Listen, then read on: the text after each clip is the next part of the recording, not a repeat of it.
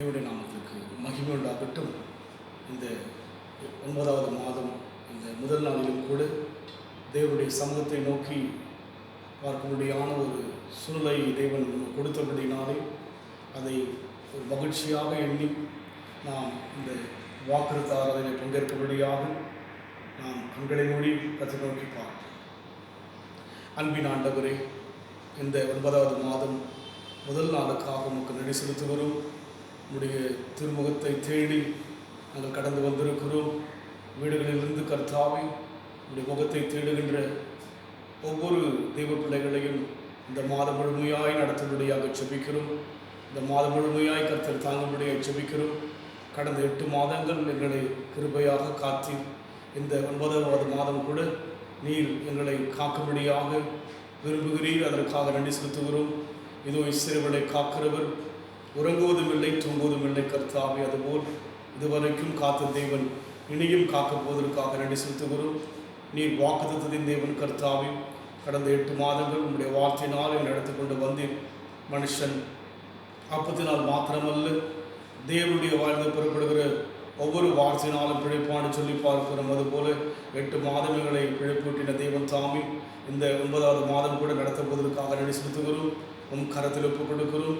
இதில் பங்கேற்கிற ஒவ்வொரு தேவ பிள்ளைகளையும் ஆசீர்வதிங்க. இந்த ஆண்டவரே, இந்த செய்தியை ஒவ்வொரு வழியாக இந்த வாக்குத்தத்தங்களை ஆண்டவரை கேட்கிற ஒவ்வொரு தேவ குடும்பங்களையும் ஆசீர்வதிங்க ராஜா. இந்த மாதம் முழுமையாய் கர்த்தருடைய கரமும் கர்த்தருடைய கிருபையும் ஒவ்வொரு குடும்பத்தோடு கூட இருக்கும்படியாக ஜெபிக்கிறேன். தேவன் பொறுப்படுத்திக் கொள்ளுங்க. இயேசுவின் நாமத்தில் பிதாவே. கர்த்தருடைய நாமத்திற்கு மகிமை உண்டாகட்டும். நாம் ஒரு பாடலை பாடி நாம் தேவனுடைய ஆராதனைக்குள்ளே கடந்து போவோம். அன்பு நேசரே, உன் திருமுகம் தேடி அர்ப்பணித்தேன் என்னையே. அன்பு நேசரே, உன் திருமுகம் தேடி அர்ப்பணித்தேன் என்னையே. ஆராதனை துதி ஸ்தோத்திரங்கள் அப்படி உமக்கு தந்தேன். ஆராதனை துதி ஸ்தோத்திரங்கள் அப்படி உமக்கு தந்தேன். ஆராதனை ஆராதனை ஆராதனை ஆராதனை ஆராதனை ஆராதனை ஆராதனை ஆராதனை அன்பு இயேசு ராஜனுக்கே, ஆவியான தேவனுக்கே. அன்பு இயேசு ராஜனுக்கே, ஆவியான தேவனுக்கே. அன்பு நேசரே, உன் திருமுகம் தேடி அர்ப்பணித்தேன் என்னையே. ஆராதனை துதி ஸ்தோத்திரங்கள் அப்படி உமக்கு தந்தேன். இந்த நாளில் ஒவ்வொரு நிமிடமும் உந்தன் நினைவால் நிரம்ப வேண்டும். இந்த நாளில் ஒவ்வொரு நிமிடமும் உந்தன் நினைவால் நிரம்ப வேண்டும். என் வாயின்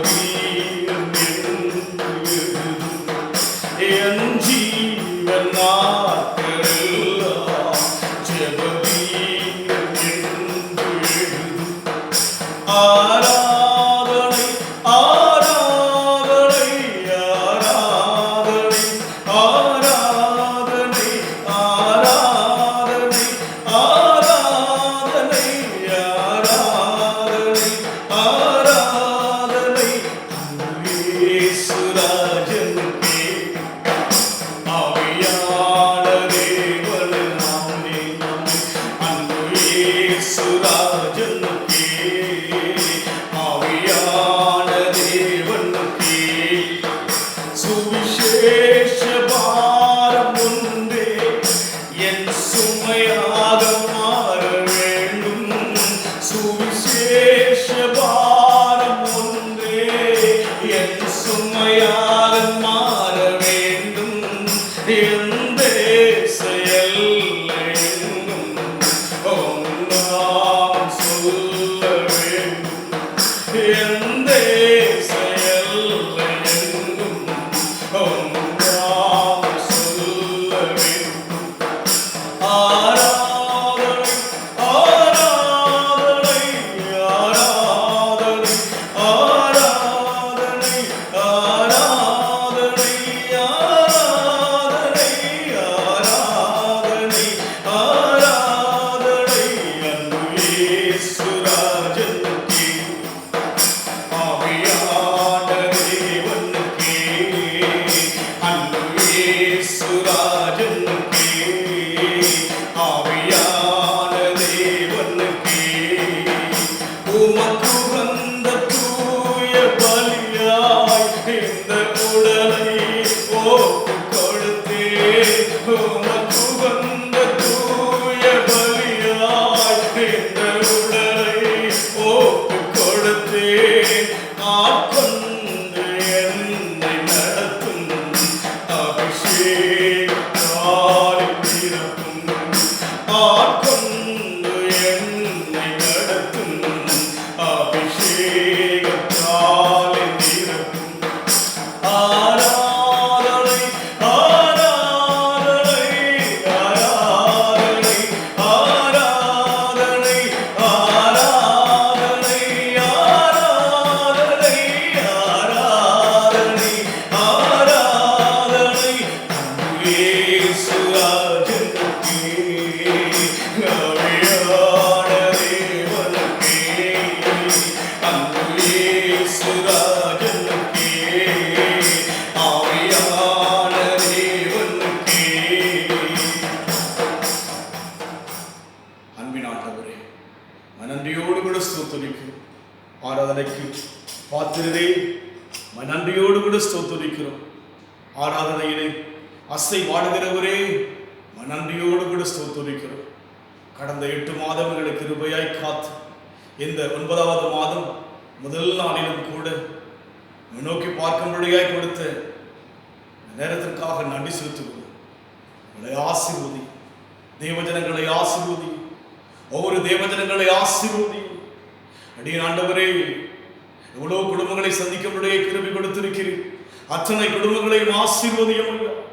அவர்கள் குடும்பத்தில் இருக்கிற ஒவ்வொருவரையும் ஆசீர்வதியும் ஐயா. சுகத்தோடும் பலத்தோடும் ஆரோக்கியத்தோடும் சந்தோஷத்தோடும் சமாதானத்தோடும் இருக்கும்படியாய் ஆசீர்வதிப்பீரார்.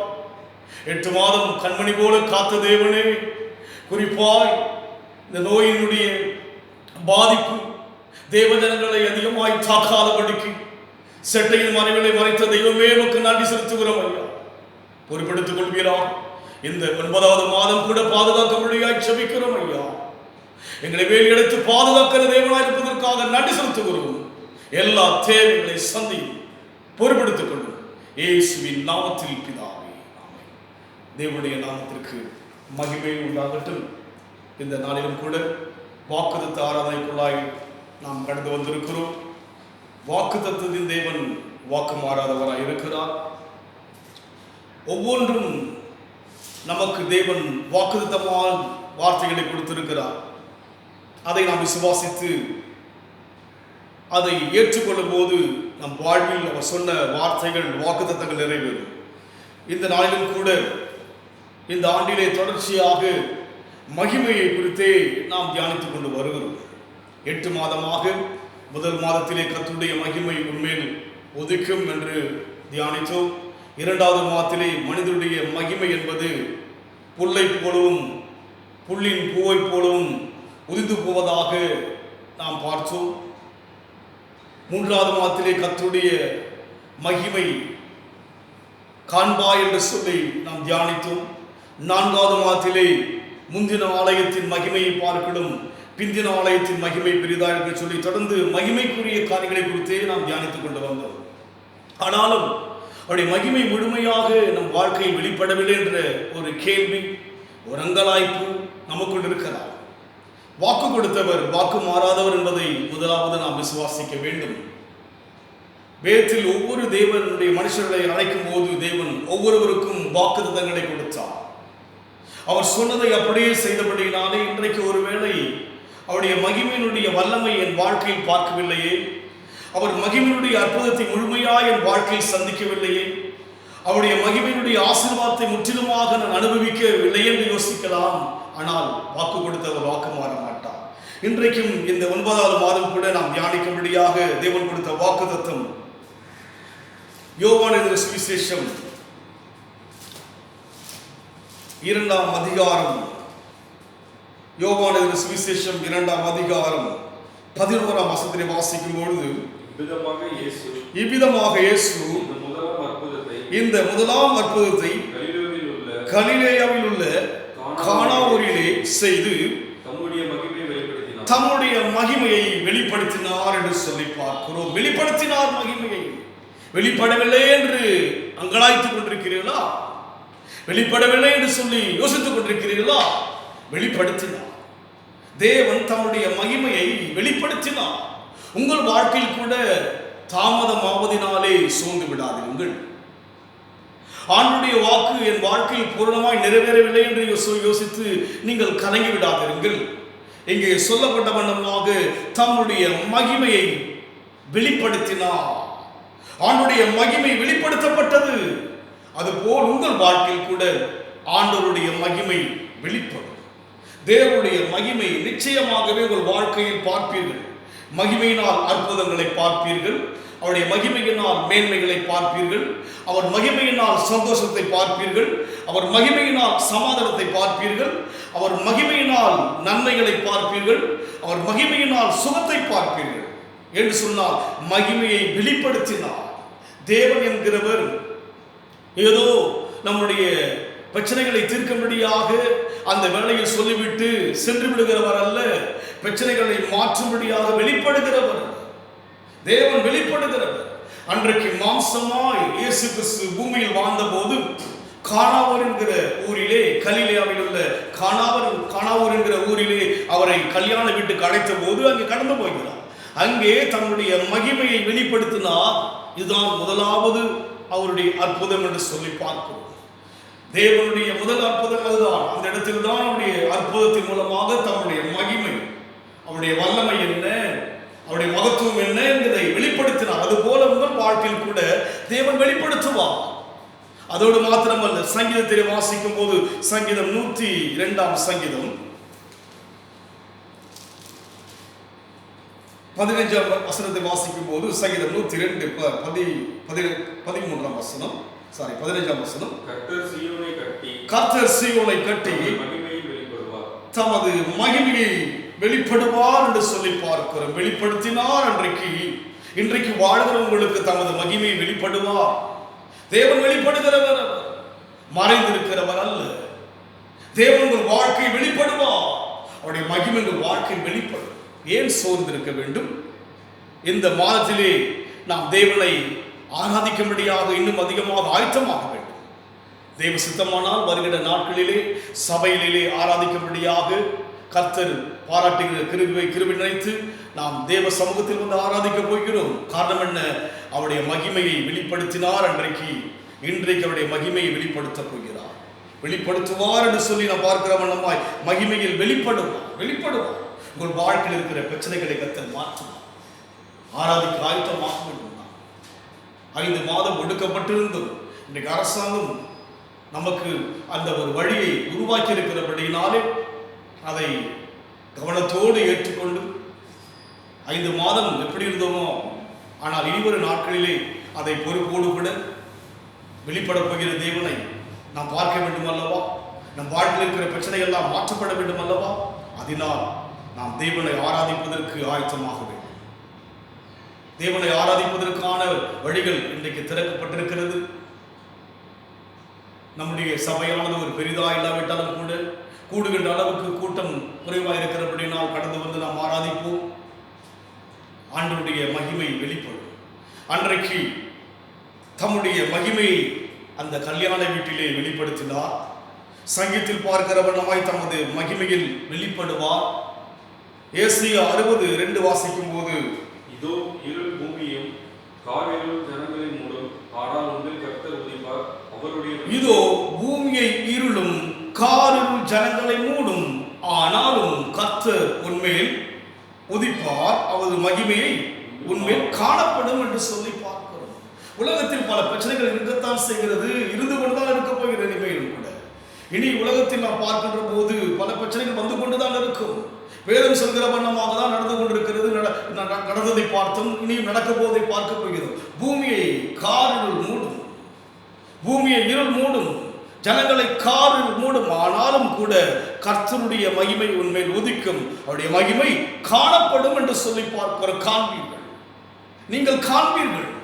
ஆகார் சொல்கிறார், நீர் என்னை காண்கிற தேவன் என்று சொல்ல வண்ணமாய் நாம் தேவ மகிமை காணப்போகிறோம். அன்றைக்கு இயேசு கிறிஸ்து மாம்சமாய் இருந்த போது அந்த கல்யாண வீட்டிலே அவருடைய மகிமையை வெளிப்படுத்தினார். சங்கீதத்தில் பார்க்கிற வண்ணமாய் வெளிப்படுவார், ஏசாயாவில் பார்க்கிற வண்ணமாய் அவருடைய மகிமை காணப்படும். யார் வாழ்க்கையில் காணப்படும்? உங்கள் வாழ்க்கை, தேவனை விசுவாசிக்கிற நம்முடைய வாழ்க்கையில் காணப்படும். தேவனுடைய அற்புதங்கள் உங்கள் வாழ்க்கையில் காணப்படும், தேவனுடைய ஆசீர்வாதங்கள் வாழ்க்கையில் காணப்படும், தேவனுடைய சுகம் உங்கள் வாழ்க்கையில் காணப்படும் என்று சொன்னால் நம் தேவன் வாக்கு தத்தத்தின் தேவன், நம் தேவன் வாக்கு மாறாத தேவனாக இருக்கிறபடினாலே நாம் சோர்ந்து விடாதபடிக்கு அந்த மகிமைக்காக காத்திருப்போம். ஆண்டவர் இந்த ஆண்டு கொடுத்த வார்த்தையை நான் விசுவாசிக்கின்றேன். இந்த ஆண்டிலே தேவன் கொடுத்த வாக்கு தத்தத்தை நான் விசுவாசிக்கின்றேன். 9 மாதமாகிவிட்டதே, கர்த்தருடைய மகிமை உதிக்கும் என்று சொன்னாரே, எங்கே என்று யோசிக்காதபடிக்கு நான் விசுவாசிக்கிறேன். அதை நான் தனிப்பட்ட வாழ்க்கையில் அனுபவித்துக் கொண்டு வருகிறேன்.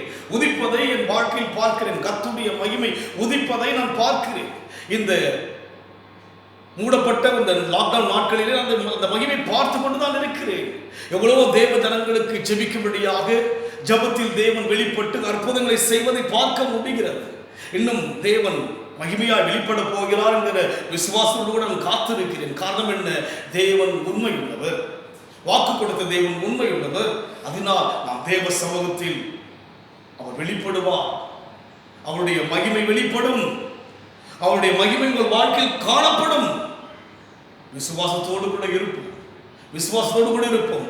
அந்த மகிமை எப்போது வெளிப்படும் என்று சொல்லி பார்க்கும்போது வேதத்தில் நம்முடைய தேவன் தெளிவாக வார்த்தைகளை சொல்லியிருக்கிறார்.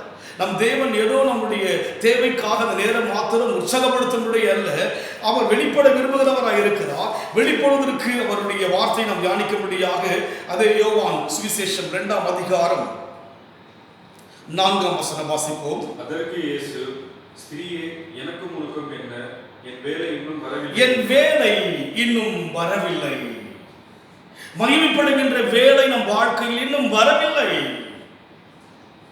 வந்திருந்தால் யோசித்து பாருங்கள், இன்னும் வரவில்லை. அங்கே அவருடைய மகிமை வெளிப்பட்டது. ஆனால் 4இல் சொல்கிறார், இன்னும் என் வேலை வரவில்லை என்று சொல்லி பார்க்கிறோம். மகிமைப்படுவதற்கென்று ஒரு காரியத்தை வைத்திருக்கிறார். பட் ஆனால் அங்க பார்க்கிறோம், அவர் சொல்கிறார், ஸ்திரீயே, எனக்கும் உனக்கும் என்ன? என் வேலை இன்னும் வரவில்லை. அப்படியானால் ஆண்டவருக்கென்று ஒரு நேரத்தை வைத்திருக்கிறார். ஆண்டவர் செயல்படுவதற்குரிய அந்த வேலை செய்வதற்கான ஒரு காரியத்தை வைத்திருக்கிறார். இன்னும் என் வேலை வரவில்லை. மகிழ்பட வேண்டிய அந்த வேலை உங்கள் வாழ்க்கையில் இன்னும் வரவில்லை. வெளிப்படுவார், வெளிப்படுத்தினார். மகிமை உங்கள் வாழ்க்கையில் காணப்படும், உங்கள் குடும்பத்தில் காணப்படும். அநேகர் பார்க்க முடிய அற்புதங்கள் உங்கள் வாழ்க்கையில் காணப்படும். அநேகர் காண்பார்கள் உங்கள் வாழ்க்கையில் தேவன் செய்ய போகிற அற்புதங்களை. ஆனால் இங்கே சொல்கிறார், இன்னும் என் வேலை வரவில்லை என்று சொல்லி. இன்றைக்கு நம்முடைய வாழ்க்கையில் கூட மகிமை வரவில்லை. அந்த அற்புதம் இன்னும் என் வாழ்க்கையில் வரவில்லை. என் தேவைகள் நிறைவாய் வரவில்லை. எனக்கு இன்னும் முழுமையான சுகம் எனக்கு முழுமையாய் வரவில்லை என்ற ஒரு சூழ்நிலையில் இருக்கலாம். அங்கே அவர் சொல்கிறார், இன்னும் என் வேலை வரவில்லை என்று சொல்லி அவர் சொல்வதை பார்க்கிறோம். ஆனால் மகிமை வெளிப்படுத்தினார் அல்லவா? அந்த நேரம் வந்தபோது இன்னொரு வசனம் வாசிப்போம். ஆபகுக் 2ஆம் அதிகாரம் 3ஆம் வசனம் வாசிக்கும் போது, ஆபகுக் 2ஆம் அதிகாரம் 3ஆம் வசனம், குறித்த காலத்துக்கு தரிசனம், குறித்த காலத்துக்கு தரிசனம் இன்னும் வைக்கப்பட்டிருக்கிறது, முடிவிலே அது விளங்கும். இப்போது உங்களுக்கு விளங்கவில்லை. உங்களுடைய வாழ்க்கையில் இன்றைக்கு தேவனுடைய மகிமை குறித்தோ தேவனுடைய செயலை குறித்தோ நாம் விளங்கிக் கொள்ள முடியாமல் இருக்கிறோம். அதைத்தான் ஆபகுக் மூலமாக தேவன் சொல்லுகிறார், குறித்த காலம், இன்னும் என் வேலை வரவில்லை, பட் ஒரு குறித்த ஒரு காலத்தை கர்த்தர் வைத்திருக்கிறார். தேவன் நமக்கென்று ஒரு காலத்தை வைத்திருக்கிறார், குறித்த ஒரு காலம். அங்கே அந்த மகிமை வெளிப்பட வேண்டும் என்று சொன்னால் அவருடைய வேலை வரும்போது, அவர் குறித்த ஒரு நேரம் வரும்போதுதான் அந்த மகிமையை அவர் வெளிப்படுத்த சித்தமாயிருக்கிறார். உங்கள் வாழ்க்கையில் கூட ஒரு குறிப்பிட்ட ஒரு வேலை வர வேண்டும், வேலை வரவில்லை, குறித்த காலம் உனக்கென்று வைக்கப்பட்டிருக்கிறது. மகிமையை வெளிப்படுத்தினால் மகிமை வெளிப்பட போகிறது, மகிமை உன் வாழ்க்கையில் காணப்பட போகிறது. வேலை வரவில்லை, அந்த குறித்த காலம் வைக்கப்பட்டிருக்கிறது. உங்களுக்கென்று தேவன் நன்மையான எல்லாவற்றையும் ஆல்ரெடி அவர் ஆயத்தப்படுத்தி விட்டார். அந்த தேவன் குறித்த வேலை வரும்போது, இன்னும் என் வேலை வரவில்லை, வந்தபோது நடந்தது என்ன? வெறும் தண்ணீர். அங்கே பார்க்கிறோம், அந்த இடத்தில் வாசித்து அங்கே பார்க்கின்ற போது 2ஆம் அதிகாரம் யோவான் 2:6 வாசிக்கிறோம், யூதர்கள் தங்களை சுத்திகரிக்கும் முறைமையின்படியே ஒவ்வொரு 2-3 குடம் தண்ணீர் மொள்ளத்தக்கதான 6 கற்சாடிகள் அங்கே வைத்திருந்தார்கள். தண்ணீர் எல்லாம் தீர்ந்து போன ஒரு கற்சாடை, அங்கே 6 கற்சாடிகள் அங்கே வைக்கப்பட்டிருக்கிறது. யாருக்கு விளங்கவில்லை, யாருக்கு விளங்கவில்லை. இன்றைக்கு நம்முடைய வாழ்க்கை கூட அங்கே சொல்லப்பட்ட வண்ணமாக குறித்த காலத்துக்கு தரிசனம் வைக்கப்பட்டிருக்கிறது, முடிவிலே அது விளங்கும். எப்போது விளங்கும்? முடிவிலே விளங்கும். ஆரம்பம் அற்பமாக தான் இருக்கும், முடிவோ நமக்கு சம்பளமாய் இருக்கும். ஆரம்பம் உங்கள் வாழ்க்கையிலே அழுகையாய் இருக்கும், அழுகை களிப்பாய் மாறும் முடிவிலே. ஆரம்பம் உங்களுக்கு துக்கமாய் இருக்கும், முடிவிலே சந்தோஷமாய் மாறும். ஆரம்பம் இன்றைக்கு பலவீனமாய் இருக்கும், முடிவிலே அது சுகமாய் மாறும். தேவ மகிமை பார்க்க வேண்டியவர்களாய் இருக்கிறோம் நாம். தேவன் தன்னுடைய மகிமையை தன் ஜனங்களுக்கு வெளிப்படுத்த விரும்புகிறவராய் இருக்கிறார். அதனால் இன்றைக்கு நம்முடைய வாழ்க்கையிலே குறித்த காலத்துக்கு தரிசனம் வைக்கப்பட்டிருக்கிறது. படிக்கிறது, குறித்த காலத்துக்கு தரிசனம் வைக்கப்பட்டிருக்கிறது, முடிவிலே அது விளங்கும். அது பொய் சொல்லாது. அது பொய் சொல்லாது, அது பொய் சொல்லாது. வேதம் பொய் சொல்லாது. தேவன் பொய் சொல்கிறவர் அல்ல. பிசாசு பொய்க்கு பிதாவாய் இருக்கிறார், பொய்யனும் பொய்க்கு பிதாவாய் இருக்கிறார். உலகத்தின் மனுஷனுடைய வாழ்க்கை பொய்யாய் இருக்கலாம், உண்மையுள்ள மனுஷனும் இருக்கலாம், பொய்யான மனுஷனும் இருக்கலாம், போலியானவர்கள் இருக்கலாம். ஆனால் வேதம் பொய் சொல்லாது. குறித்த காலத்துக்கு தரிசனம் வைக்கப்பட்டிருக்கிறது, முடிவிலே அது விளங்கும். அது பொய் சொல்லாது. தேவன் பொய் சொல்கிறவர் அல்ல. வாக்கு கொடுத்து விட்டாரே, அவர் மகிமை வெளிப்படவில்லையே, அவருடைய அற்புதம் வாழ்க்கையில் காண முடியாமல் இருக்கிறேன்னு யோசிக்காதீர்கள். இது பொய் சொல்லாது. குறித்த ஒரு காலம் உனக்கென்று தேவன் வைத்திருக்கிறார். குறித்த ஒரு காலத்தை வைத்திருக்கிறபடினாலே அது முடிவிலே விளங்கும். அது பொய் சொல்லாது. அது தாமதித்தாலும் அதற்கு காத்திரு. தாமதிக்கலாம், காத்திரு, தாமதிக்கலாம், அவ்வளவுதான். பொய் சொல்லாம், பொய் சொல்லாம். தாமதிக்கலாம், கொஞ்ச நாட்கள் ஆகலாம், தாமதிக்கலாம். ஒரு விதையை வைத்தால் உடனே பலன் பெற முடியாதே, பலன் பெற முடியாதே. அந்த விதை வளர்வதற்கான ஒரு காலம் வைக்கப்பட்டிருக்கிறது அல்லவா? அது போல தாமதிக்கலாம். ஆனால் விதைத்தவனுக்கு தெரியும், நிச்சயமாகவே அந்த விதையின் மூலமாய் அறுவடை செய்வது என்கிற அந்த விதைத்தவனுக்கு தெரியும். அதுபோல நம்முடைய வாழ்க்கையில் கூட தேவனுடைய ஜனமாய் நம்முடைய வாழ்க்கையிலே தாமதித்தாலும் காத்து, தாமதிக்கலாம். தெய்வ ஜனமாகிய நம் வாழ்க்கையிலே மகிமை வெளிப்படுத்தினார். அன்றைக்கு மகிமை வெளிப்படுத்தினார், இன்றைக்கு மகிமை வெளிப்படுத்த போகிறார். மகிமை காணப்படும் உங்கள் வாழ்க்கையில் நீங்கள் பார்ப்பீர்கள். நாம் பார்க்கத்தான் போகிறோம். நாம் ஆராதிக்கிற தேவன் நம்முடைய வாழ்க்கையிலே அற்புதங்களை செய்ய சித்தமாக இருக்கிறார். நாம் பார்க்கத்தான் போகிறோம். வழிபடுகிறோமே, வீணாய் வழிபடுகிறோமா? நான் தேவனை வீணாய் தேடுகிறேனா? நான் அறிவில்லாமல் தேடுகிறேனா? அல்ல. எனக்கு தெரியும் தேவன் இருக்கிறார். ஏற்ற காலத்தில் தேவன் உயர்த்துவார் என்று ஊழியர்களை செய்து கொண்டு வருகிறோம். தேவனை ஆராதிக்கின்றோம், விசுவாசிக்கின்றோம். அவருக்காக நம்முடைய எல்லா காரியத்தை செய்து கொண்டு வருகிற காரணம் என்ன? அவர் வெளிப்படுவார். அவர் மகிமை வெளிப்படுத்தினார் இயேசு கிறிஸ்து அன்றைக்கு அந்த கல்யாண வீட்டிலே வெளிப்படுத்தினார். ஏசாயாவில் நாம் பார்க்கிற வண்ணமாக, சங்கீதத்தில் பார்க்கிறவன தம்முடைய மகிமை வெளிப்படுவார். ஏசாயாவிலே 62 வாசிக்கிறவனுடைய மகிமை உன்மேல் காணப்படும். ஆனால் வேலை இன்னும் வரவில்லை. குறித்த காலத்துக்கு தரிசனம் வைக்கப்பட்டிருக்கிறது. முடிவிலே அது விளங்கும். கல்யாண முடிவு எப்படி விளங்கினது? எப்படி விளங்கினது? வெட்கப்பட்டா, துயரப்பட்டா, எப்படி முடிந்தது? அந்த முடிவு எப்படி இருந்தது? அந்த கல்யாண வீட்டுக்கு வந்தவர்கள் எப்படி பேசினார்கள்? அந்த மணவாளனை கூப்பிட்டு எப்படி பாராட்டினார்கள்? முடிவு ஆரம்பிக்கும் போது ஏதோ அவர்களுடைய காரியங்கள் ஆயத்தமா இருந்தது. அநேகர் அங்கே பருகினார்கள். ஆனால் முடிவிலே வெட்கப்பட வேண்டிய ஒரு முடிவாக இருந்திருக்க வேண்டும் அந்த கல்யாண வீடானது. ஆனால் முடிவில் என்ன விளங்கினது? பாராட்டுதல் வந்தது அவருக்கு. அதுபோல் நம்முடைய வாழ்க்கையில் கூட முடிவில் விளங்கும்.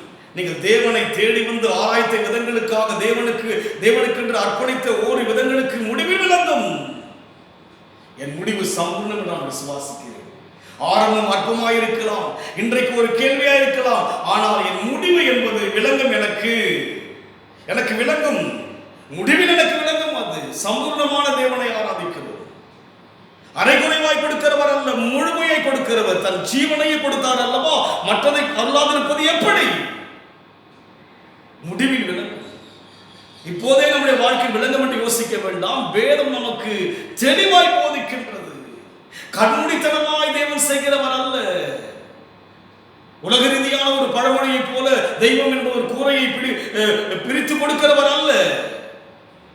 நிதானத்தோடு கூட, ஞானத்தோடு கூட, எப்போது என் வாழ்க்கையில் செய்ய வேண்டும் என்ற ஒரு ஞானத்தோடு கூட, எப்போது என்னுடைய வாழ்க்கையில் செய்ய வேண்டும் என்கிற ஒரு எண்ணத்தோடு இருக்கிறார் தேவன். செய்வார். என் நினைவை விட நினைவு உயர்ந்ததா இருக்கிறதே. நான் யோசிப்பதை விட என்னை குறித்து பெரிதாக யோசிக்கிறாரே.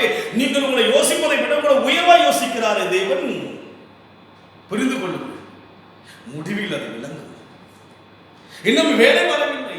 ஆராதிக்கிற தேவ பிள்ளையே, உன்னை ஆசீர்வதிப்பதற்குரிய வேலை வரவில்லை. முடிவிலே விளங்கும். பொய் சொல்லலாம். உற்சாகமாக தேவனை ஆராதிப்போம். இனி வரும் காலங்கள் தேவனுக்கென்று முழு உள்ளத்தோடு ஆராதிக்க நம்மை அர்ப்பணம் செய்ய வேண்டும். போதும். 5 மாதம் முடங்கியிருந்தது போதும் தான். கட்டப்பட்டது போதும் தான். இனி ஒரு நாட்கள் கருத்தோடு கூட தேவனை தேட வேண்டும். எலியா நம்மை போல பாடுள்ள மனுஷர், ஆனால் தேவனை கருத்தாய் ஜெபித்தார். இனி கவனமற்றவளாய் அல்ல, கட்டாயத்துக்காய் அல்ல, தேவைக்காய் அல்ல. முதலாவது தேவ ராஜ்யத்தையும் அவன் நீதியும் தேடும்படியாக. தேவராஜ்யத்தின் வாழ்க்கையில் பேச்சில் அல்ல, அது என் தேவ பலத்தில் இருக்க வேண்டும். விளங்கும். ஆராதிக்கிற தேவன் யார் என்று உன் வாழ்க்கையில் விளங்கும். முடிவில் விளங்கும். உன் வாழ்க்கையில், உன் பிள்ளைகள் வாழ்க்கையில் உயர்வை கொடுக்கும் போது விளங்கும். சுகத்தில் விளங்கும். அற்புதத்தில் விளங்கும். வேலை வரவில்லை என்று சொன்னார். குறித்த காலம் தரிசனம் வைக்கப்பட்டிருக்கிறது. தாமதித்தாலும் காத்திரு. அது பொய் சொல்லாது. தாமதம் அப்படியே தாமதிக்கிறார். அந்த குடும்பம் மரியாதை என்ன செய்கிறார்கள்? கடந்து போய் வேலைக்காரத்தை சொல்லிவிட்டு போய்விட்டார்கள். அவர் என்ன சொல்ல அதன்படி செய்யுங்கள் சொல்லி போய்விட்டார்கள். அவ்வளவுதான். அப்படியே அமர்ந்து கொண்டிருக்கிறார். வேறு எதுவும் அவங்க செய்யல. அங்கே எந்த ஒரு காரியமும் அந்த வேலைக்காரர்களோ மற்ற குடும்பத்தினரோ முயற்சி செய்ததாக அங்கே எதுவும் எழுதப்படவில்லை. ஸ்டில் அப்படி இருக்கிறாங்க. வேலை வந்தது. இன்றைக்கு நம்முடைய வாழ்க்கையில் கூட தேவன் நமக்கென்று ஒரு நேரத்தில் இன்னொரு வசனம் வாசிப்போம். சங்கீதம் 102 சங்கீதம் 13 வசனம். தேவரின் எழுந்தருளி சீயோனுக்கு இறங்குவீர், தயவு செய்யும் காலமும் குறித்த நேரமும் வந்தது. தயவு செய்கிற ஒரு காலத்தை நமக்கென்று கர்த்தர் வைத்திருக்கிறார். உங்களுக்கென்று தயவு செய்ய ஒரு காலத்தையும் நேரத்தையும் கர்த்தர் வைத்திருக்கிறார். எப்போது அந்த கணத்தை கொடுத்தால் எனக்கு பிரயோஜனமாக இருக்குமோ அப்போது தேவன் அந்த கணத்தை கொடுப்பார். ஒரு குழந்தை இடத்துல போயிட்டு ஒரு சார்பான ஒரு கத்தியை கொடுக்க மாட்டோம். அது அந்த குழந்தைக்கு தான் பாதிப்பு. ஒரு குழந்தை இடத்துல ஒரு பார்க்கின்ற போது ஒரு கத்தியை கொடுக்க மாட்டோம். அது சேதப்படும்படி எந்த ஒரு பொருளையும் கொடுக்க மாட்டோம். காரணம் என்ன? அது குழந்தைக்கு அந்த பாதிப்பை கொடுக்கும். அதுபோல்தான் கர்த்தர் குறித்த காலத்துக்கு உயர்த்தவே உயர்த்துவார். தயவு செய்கிற ஒரு காலம் இருக்கிறது, குறித்த ஒரு நேரம் இருக்கிறது. வேலை வந்தது என்று சொன்னால் மகிமை வெளிப்படும். மகிமை வெளிப்படும். தேவ மகிமை பார்ப்பதற்காக அழைக்கப்பட்ட மக்கள், தேவனுடைய மகிமையை பார்ப்பதற்காக தேவனால் தெரிந்து கொள்ளப்பட்ட விசேஷமான ஜனங்கள். புரிந்து கொள்ளுங்கள். ஒரு சாதாரணமாய் நம்ம யோசிக்கிறோம் அல்லவா? தேவன் நம்மை சொல்கிறார், தேவர்கள் என்றும் உன்னதமான மக்கள் என்றும் என்று சொல்லியிருக்கிறாரே. அவர் நம்மை குறித்து பெருமிதமாய் வேதத்திலே பேசியிருக்கிறாரே. நம் அழைப்பு என்ன, நம்முடைய தெரிந்து கொள்ளுதல் என்ன, அவருடைய வல்லமை என்ன, அவருக்கும் நமக்கும் உள்ள உறவு என்ன என்று சொல்லி விளக்கமாக நம்முடைய கரங்களிலே போதிக்கும்படியாக நம்முடைய வாழ்க்கையை கற்று கொடுத்திருக்கிறாரே, போதனைகளை கொடுத்திருக்கிறாரே. வாழ்க்கையில் விளங்கிக் கொள்ள வேண்டும். முடிவிலே அது விளங்கும். இன்றைக்கு கண்ணீரோடு சென்று கொண்டிருக்கிறாயா? கண்ணீரோடு இருக்கிற நீ கம்பீரமான ஒரு நாள் வரும். கண்ணீரோடு இருக்கிறாயா? வேதனையோடு இருக்கிறோமா? எல்லாவற்றையும் கர்த்தர் மாற்றுவார். அதுபோல் இன்றைக்கு நம்முடைய வாழ்க்கையிலே அந்த தயவு செய்யும் காலமும் குறித்த நேரமும் வந்தது என்று சொல்லி பார்க்கிறோம். நம் வாழ்க்கையிலே கர்த்தர் நேரத்தை வைத்திருக்கிறார், ஒரு குறிப்பிட்ட காலம் வைத்திருக்கிறார். அவருடைய மகிமையை வெளிப்படுத்தினார். அன்றைக்கு அவருடைய மகிமை வெளிப்படுகிறது, அவர் மகிமை காணப்படும். அதுபோல ஒரு வாழ்க்கையிலே அவருடைய மகிமையை வெளிப்படுத்துவார். அன்றைக்கு அந்த திருமணத்தில் வெளிப்படுத்தினார், வெளிப்படுவார், காணப்படும். இன்றைக்கு உன் வாழ்க்கையை வெளிப்படுத்துவார். அன்றைக்கு வெளிப்படுத்தினவர் உன் வாழ்க்கையிலே தேவ மகிமை வெளிப்படுத்துவார். அற்புதங்கள் வாழ்க்கையில் நடக்கும். உன் வாழ்க்கையில் இருக்கிற பிரச்சனைகள் மாற்றப்படுவதை நீ பார்க்கத்தான் போகிறோம். அதனால் தேவ ஜனங்களாகி நம்முடைய வாழ்க்கையிலே சோர்ந்து விடவே கூடாது. தேவ ஜனங்கள் வாழ்க்கையில் நாம் தேவனுக்காக காத்திருக்க வேண்டும். நாம் எடுத்து நாம் வாசிப்போம். அந்த அனைத்து திருமணத்தின் குறித்து வாசிக்கும்படியாக யோவான் சுவிசேஷம் 2ஆம் அதிகாரம் 2ஆம் வசனம். இயேசுவும் அவருடைய சீஷரும் அந்த கல்யாணத்துக்கு அழைக்கப்பட்டிருந்தார்கள். அந்த இடத்தில் மகிமையை வெளிப்படுத்துவதற்கான காரணம் என்ன? எப்படி அந்த இடத்தில் தேவ மகிமை வெளிப்பட்டது? அந்த வீட்டார் தேவனை அழைத்தவர்கள். இன்றைக்கு நீங்களும் நானும் தேவனை அழைக்கின்ற மக்களாக இருக்க வேண்டும். இருக்கிறோம், நல்லது. அழைக்கணும் தேவனை. நம்முடைய வாழ்க்கையில் எல்லா சூழலிலும் தேவனை அழைக்க வேண்டும். என்னை நோக்கி கூப்பிடு, நான் உனக்கு மறு உத்தரவு கொடுப்பேன். நீ அறியாதும் உனக்கு கெட்டாதுமான பெரிய காரியங்களை அறிவிப்பேன் சொல்லி பார்க்கிற வண்ணமாக அவரை அழைக்கின்ற மக்களாய் இருக்க வேண்டும். மனுஷனை தேடும்படியாய் அல்ல, தேவனை அழைக்கிற மக்களாய் இருக்க வேண்டும். அந்த கல்யாணத்தில் இயேசுவை அழைத்திருந்தார். இன்றைக்கு எந்த நிலைமையிலையும் தேவனை அழைக்கிற அனுபவம் உள்ள மக்களாக நாம் இருக்க வேண்டும். முதலாவது அவரை அழைக்க வேண்டும். பிரச்சனையா? இயேசுவே, தாவீதின் குமாரனே, எனக்கு இறங்கும் என்று பர்த்திமை அழைத்தார். அவரை அழைக்க வேண்டும். அந்த அனுபவம் நம்முடைய வாழ்க்கையில் மிக மிக அவசியம். அந்த திருமணத்துக்கு இயேசுவை அழைத்திருந்தார். அதுபோல தேவ ஜனங்களாகிய நாம் அவரை அழைக்க வேண்டும். அழைக்க வேண்டும். இரண்டாவதாக அதே அதிகாரத்தில் வாசிக்கும் போது 5ஆம் வசனம் வாசிக்கின்ற போது வாசிப்போம். அவருடைய தாய் வேலைக்காரரை நோக்கி, அவர் உங்களுக்கு என்ன சொல்கிறாரோ அதன்படி செய்யுங்கள். ஒன்று, அழைக்கிறவளா இருக்க வேண்டும். இரண்டாவது, அவர் என்ன சொல்கிறாரோ அதன்படி செய்யுங்கள். மகிமை வெளிப்படும் என்று சொன்னார், வெளிப்படும் என்று நாம் இருக்க வேண்டும். உன்னை உயர்த்துவேன் சொல்லிவிட்டால் உயர்த்துவார் என்று நாம் இருக்க வேண்டும்.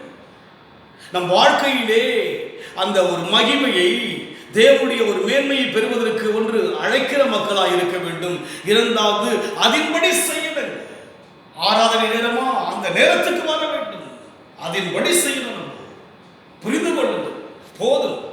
ஒடுக்கப்பட்டு 5 மாதங்கள் தேவனை ஆராதிக்காதபடிக்கு கட்டப்பட்டு இருந்தோம். இனி ஒரு நாட்கள் ஆலயங்கள் ஆராதிக்க முடியாத ஒரு வழிவாசல் திறக்கப்படுகிறபடியினாலே அதன்படி செய்யுங்கள். உங்களுடைய விருப்பத்தின்படி அல்ல, அவர் என்ன சொல்கிறாரோ அதன்படி செய்யுங்கள். வேதம் என்ன சொல்கிறதோ அதன்படி செய்யுங்கள். மகிமையை வெளிப்படுத்தினார். உங்கள் வாழ்க்கையில் மகிமை வெளிப்படும். நம்முடைய வாழ்க்கையில் மகிமை வெளிப்படும், மகிமை காணப்படும். அநேகர் பார்ப்பார்கள், தேவன் உங்களோடு கூட இருப்பதை அனைவருடைய வாழ்க்கை காணப்படும். அதனால் நாம் அவரை அழைக்கிற மக்களாக இருக்க வேண்டும். ஒவ்வொரு வாக்கு தத்தங்களுக்கும் ஒரு விதி, ஒரு காரியங்களை வைத்திருக்கிறார், விதிமுறைகள் இருக்கிறது. இப்படி செய்ய வேண்டும் என்று சொல்லி தேவனுடைய வாக்கு தத்தங்களை, தேவனுடைய நன்மைகளை, தேவனுடைய கிருபைகளை, தேவனுடைய அற்புதங்களை, தேவனுடைய ஆசீர்வாதங்களை பெறுவதற்கு என்று சொல்லி கண்டிஷன்ஸ் இருக்கு. கட்டளையை செய்ய வேண்டும். நாம் யாரை அழைக்கிறோம்?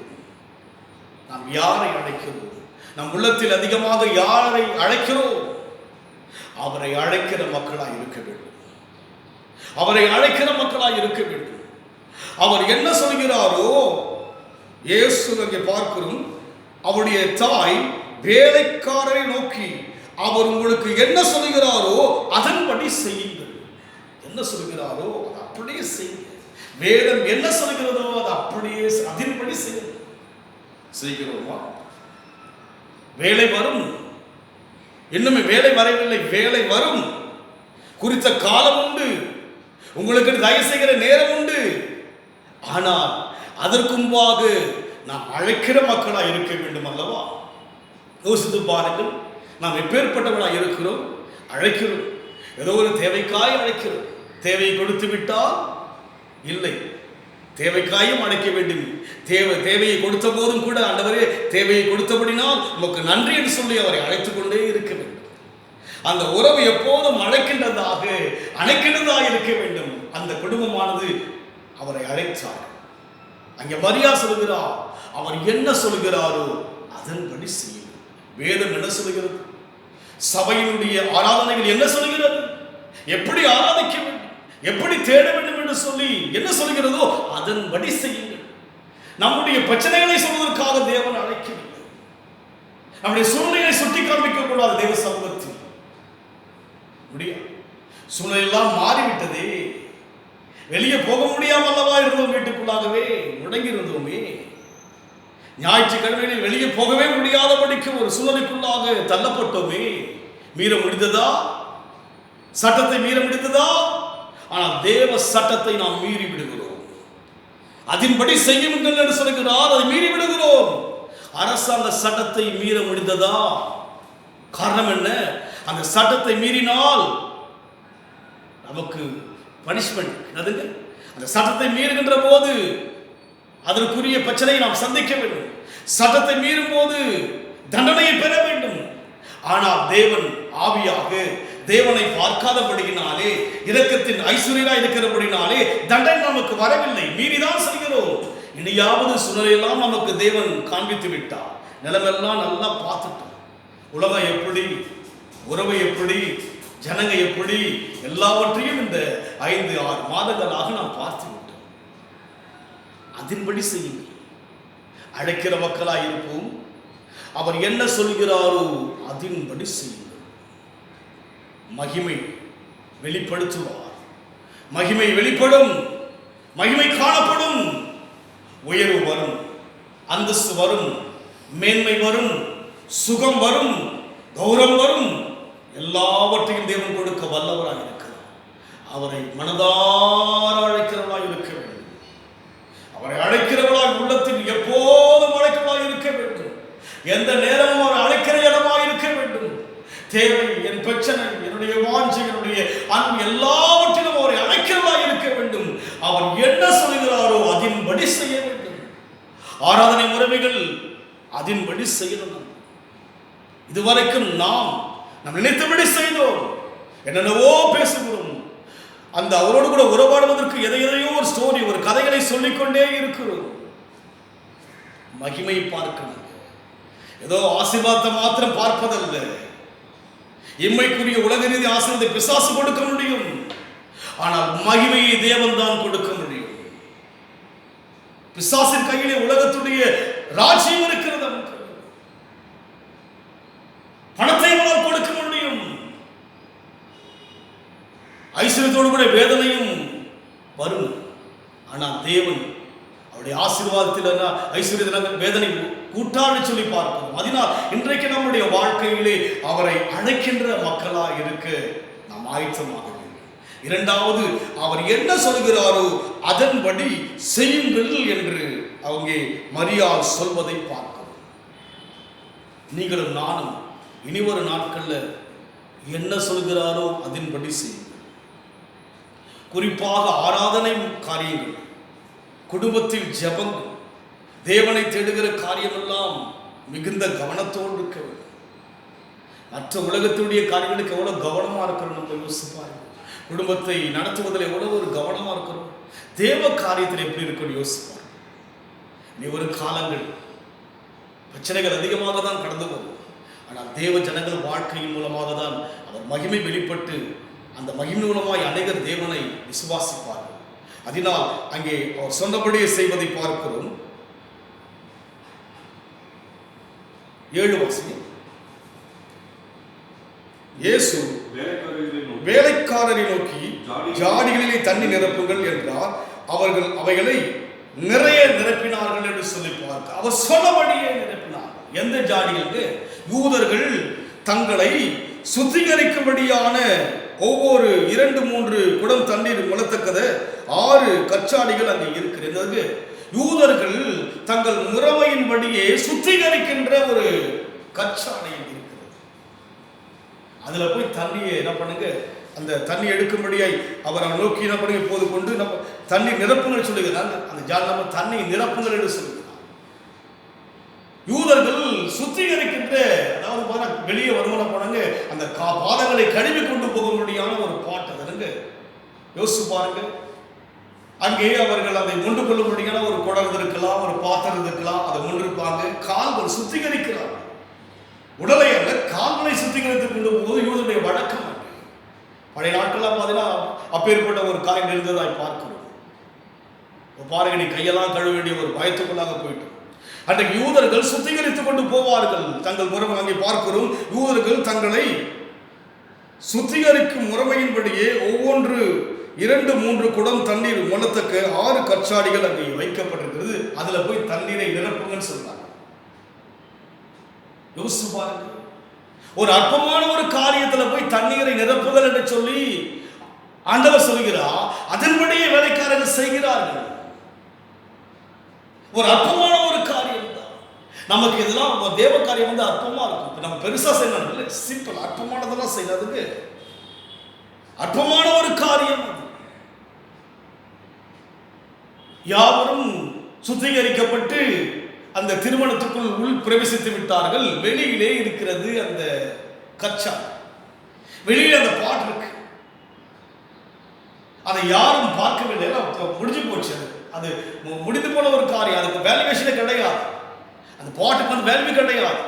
அந்த கச்சாடி வந்ததான மதிப்பு கிடையாது. மதிப்பற்ற அந்த கச்சாடையிலே தண்ணீரை ஊற்றுங்கள் என்று சொல்லி இயேசு சொன்னபோது அவர்கள் அதன்படியே செய்தார். இன்றைக்கு தேவனுடைய ஜனமே நம்முடைய வாழ்க்கையில் வந்து எந்த ஒரு காரியத்தையும் தேவன் சொன்னால் அதன்படி செய்யணும். என்னை தேவன் ஊழியத்துக்கென்று அழைத்த போது ஒரு அற்பமான ஊழியமாகத்தான் இருந்தது. அதன்படி செய்தேன். 20 வருஷமாக 21 வருஷத்துக்கு மேலாக நான் பெங்களூரிலே ஊழியம் செய்யும்படியாய் என்னை தேவன் அனுப்பின போது நான் செய்தேன். அதன்படி செய்தேன். நான் மொழி எனக்கு தெரியாது, கன்னட மொழி எனக்கு தெரியாது, ஆங்கில மொழியும் அதிகமாக தெரியவே தெரியாது எனக்கு.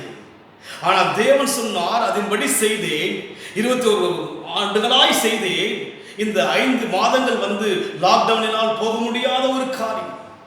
ஆனால் அங்கு இருக்கிற அனைத்து தேவ ஜனங்களும் தொலைபேசி மூலமாக என்னை நலம் விசாரிப்பதிலையும் என் மீது அதிகமான அக்கறை கொண்டவளாக அவளோடு கூட ஜெபிப்பதிலே பகிர்ந்து கொள்ள முடிய காரியங்கள் மாத்திரமல்ல, எனக்கு தேவையான அனைத்து உதவிகளையும் நான் போகாவிட்டாலும் கூட எனக்கு அவர்கள் செய்கின்ற அந்த காரியங்களை நான் பார்த்தேன். அவர்கள் செய்த அந்த கணத்தை நான் போகாவிட்டாலும் கூட அவர்கள் எனக்கு செய்ததை நான் பார்த்தேன். அன்றைக்கு அந்த ஊழியம் ஒரு அற்பமாக இருந்தது. அன்றைக்கு அந்த ஊழியம் செய்வதற்கு ஒரு மொழி ஒரு தடையா இருந்தது. அதையெல்லாம் மீறி அவர் சொன்னபடியே செய்தேன். இந்த 5 மாதங்கள் அங்கிருக்கிற தேவதனெல்லாம் மூலமாக என் ஊழியத்துக்கு வேண்டிய நன்மையெல்லாம் தேவன் கொடுத்தார். அதன்படி செய்தேன், அதன்படி செய்தேன். அதே போல் இங்க இருக்கிற சென்னையில் இருக்கிற எவ்வளவோ தேவ ஜனங்கள் ஆண்டவருடைய ஊழியத்தை கண்டு கடந்து போய் சொன்னபடியே செய்தபடினாலே இங்கேயும் தேவன் அநேக தேவ ஜனங்கள் மூலமாக நடத்தி கொண்டு வருகிறார். சபை மக்களாய் உங்கள் மூலமாக நடத்தி கொண்டு வருகிறார். காரணம் என்ன? ஆண்டவர் சொன்னபடி அற்பமான ஊழியமாய் ஆரம்பித்தேன், நான் செய்து கொண்டு வருகிறேன். மகிமை வெளிப்படும் என்றுதான், இன்னும் மகிமை வெளிப்படும், ஆயிரங்களுக்கு தேவன் எடுத்து பயன்படுத்துவார் என்கிற விசுவாசத்தோடு கூட நான் இருக்கிறேன். நான் இந்த 5 மாதங்கள் அதிகமாக தேவனோடு கூட பழகும்படியான ஒரு பாக்கியத்தை அதிகமாக கற்றுக் கொடுத்தார். நான் பழகிக்கொண்டிருக்கிறேன். அதிகமாக அவருடைய தொடுதலை என்னால் உணர முடிகிறது, அவருடைய கிருபை என்னால் உணர முடிகிறது. அவர் சுகத்தை நான் பார்த்தேன், அவருடைய பாதுகாப்பை நான் பார்த்தேன். குடும்பத்தில் இருக்கிற பேர குழந்தைகளை, ஜெபித்த தேவ ஜனங்களை, தூர தேசம் இருக்கிற தேவ ஜனங்களுக்கெல்லாம் ஜெபித்த போது அவர்கள் பாதுகாப்பை என்னால் பார்க்க முடிந்தது. ஒவ்வொருவரும் தொலைபேசி மூலமாக ஜெபத்திற்கு பதில் கொடுத்ததை குறித்து சொல்லும் போது தேவனை மையப்படுத்தின காரணம் என்ன? அவர் சொன்னபடியே செய்தபடினால் தான் அவர் மகிமை நான் இன்றைக்கு பார்த்து கொண்டிருக்கிறேன். இன்னும் நான் பார்ப்பேன். கர்த்தருடைய மகிமை இன்னும் அதிகமாய் உதிக்க வேண்டும், கர்த்தருடைய மகிமை இன்னும் அதிகமாய் காணப்பட வேண்டும். கர்த்தருடைய மகிமை வெளிப்பட போகிறது. நூற்றுக்கணக்கான ஆயிரக்கணக்கான ஜனங்களுக்கு அற்புதத்தை செய்யும்படியாய் தேவ மகிமை வெளிப்பட போகிறது. அதனால் அதன்படி செய்யுங்கள். அங்கே ஒரு அற்பமான ஒரு காரியம்தான், அதை செய்யணும். எந்த ஒரு காரியத்தையும் ஒரு மேன்மையை கொடுத்தாதான் செய்வன் அல்ல, எதையும் செய்ய வேண்டும். ஆண்டவராய் இயேசு சொல்கிறார், ஊழியம் செய்யவல்ல, ஊழியம் கொல்லும்படியாக அவர் கடந்து வந்தார். அவர் ஊழியத்தை செய்வதற்காக நம்முடைய வாழ்க்கையில் கூட அற்பமான காரியங்களை கூட நாம் கனத்தோடு செய்வோம்.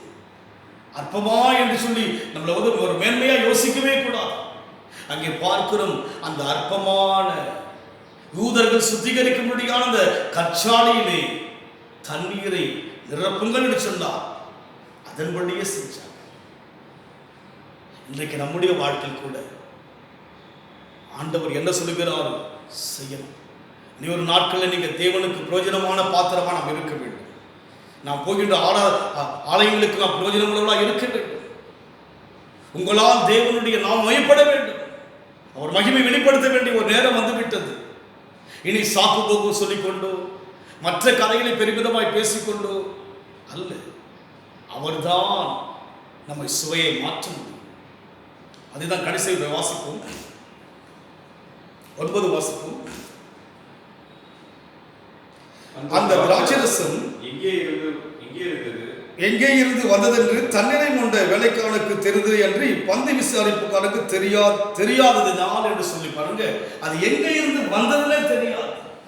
ஆனா வந்த இடம் தெரிந்துதான் யாரும் குடிச்சிருக்கவே மாட்டாங்க. ஏன்னா யூதர்கள் தங்களை சுத்திகரிக்கும்படியாக தெரிந்து கொள்ளப்பட்ட ஒரு குடம், கால்களை கழுவுகின்ற அந்த குடத்திலே தண்ணீரை நிரப்பி சுவை நிறைந்ததான ஒரு திராட்சரசமாய் கொண்டு வந்தது பந்தி விசாரிப்புக்காரனுக்கு தெரியவே தெரியாது.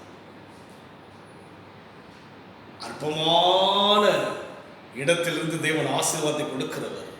அவர் மகிமை அற்பமான இடத்திலிருந்து அவருடைய மகிமை வெளிப்படும். அங்கிருந்து அந்த மகிமை வெளிப்பட்டது, அந்த சுவை வெளிப்பட்டது. அந்த சுவையை சுவைத்து செய்கிறார்கள்.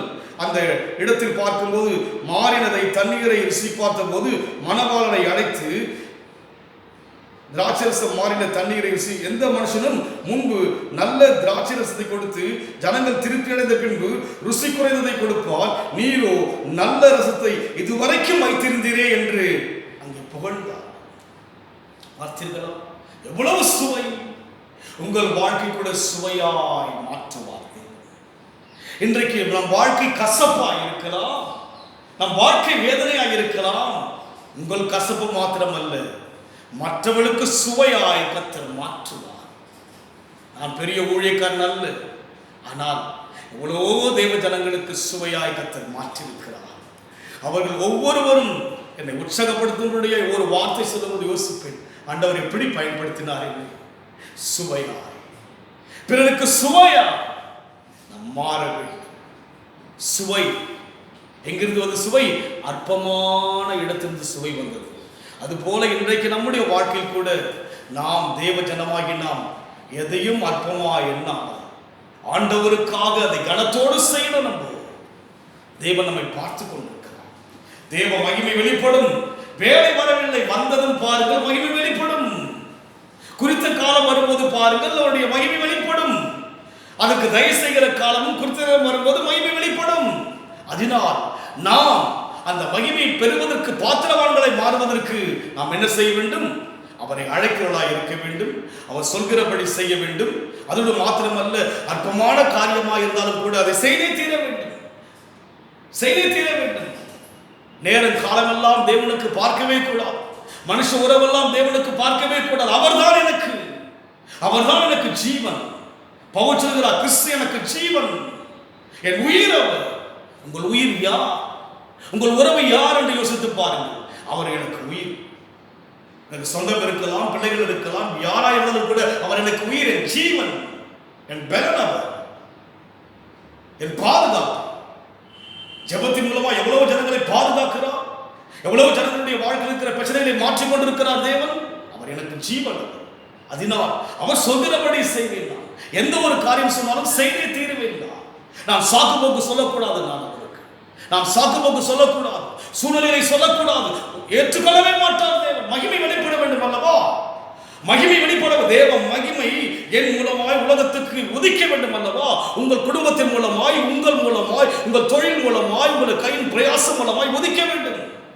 அதனால் தேவ ஜனமாகி நாம் மகிமை வெளிப்படுவதற்குரிய வழி என்னவென்று சொல்லி இன்றைக்கு இதை அறிந்து வருகிற நாட்களிலே இன்னும் ஆழமாய் அறியும்படியாக நாம் கண்களை மூடி கத்து நோக்கி பார்ப்போம். தம்முடைய மகிமையை அன்றைக்கு வெளிப்படுத்தினார். மகிமை வெளிப்படுவார். மகிமை காணப்படும். உன் வாழ்க்கையில் காணப்படும். உங்கள் குடும்பத்தில் காணப்படும். பிரச்சனையெல்லாம் மாற்றும். இந்த மாதம் காணப்படும். அவரை கூப்பிடுவளாய் இருக்கும். அவரை அழைச்சிக்கிட்டே இருக்கு. மறக்கவே மறக்காது. அவரை மறந்து மனுஷன் அழைக்காதீங்க. அவரை அழைச்சிட்டு தான் மனுஷன் அழைக்கணும். மனுஷனை முதல்ல வைக்காதீங்க. எந்த உறவையும் முன்னா வைக்காதீங்க. அவரை அழைப்போம். அந்த குடும்பம், அந்த கல்யாண வீட்டின் குடும்பம் அவரை அழைத்தது. அந்த கல்யாண வீட்டில் இருக்கிற வேலைக்காரர்கள் அவர் சொல்படியே செய்யும்படியாக மரியாள் சொன்னபோது அப்படியே அவர்கள் செய்தார்கள். அற்பமான அந்த பொருளுக்குள் தண்ணீர் இறப்பு என்று சொல்லி அவர் சொன்னபோது யோசிக்கவே இல்லை. நம் வாழ்க்கையில் கூட எந்த ஒரு காரியமும் அவருடைய வாழ்க்கையில் அவர் தான் முக்கியம். நமக்கு என்ன சொல்லுது அப்படியே செய்யணும். அற்பமான அந்த பொருள் மூலமாக சுவையாயத்தை மாற்றினார். உங்கள் வாழ்க்கை கூட அநேகருக்கு அற்பமாக இருக்கலாம். ஆனால் அதை நம்ம வேலைவான நினச்சி தெய்வ காரியத்தை செய்யும்போது உங்கள் வாழ்க்கை அநேகருக்கு சுவையாக மாறும். உங்கள் உறவுக்கு சுவையாக மாறும்.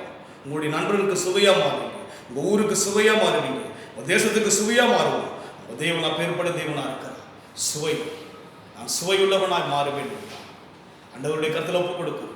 கர்த்தர் பொறுப்பெடுத்துக் கொள்ளுங்கள். இந்த மாதம் முழுமையாக ஒவ்வொரு தேவ குடும்பத்தினுடைய தேவைகளை சந்திக்க நன்றாய் சுகத்தோடும் பலத்தோடும் ஆரோக்கியத்தோடும் சந்தோஷத்தோடும் சமாதானத்தோடும் ஐஸ்வர்யத்தோடும் ஆசீர்வாதத்தோடும் இருக்கும்படி உதவி செய்ய இயேசுவின் நாமத்தில் பிதாவே. என் ஆத்துமாவே கர்த்தரை ஸ்தோத்திரி, முழுமே நாமத்தை ஸ்தோத்திரி. என் ஆத்துமாவே கர்த்தரை ஸ்தோத்திரி. கர்த்தர் செய்த சகல உபகாரங்களையும்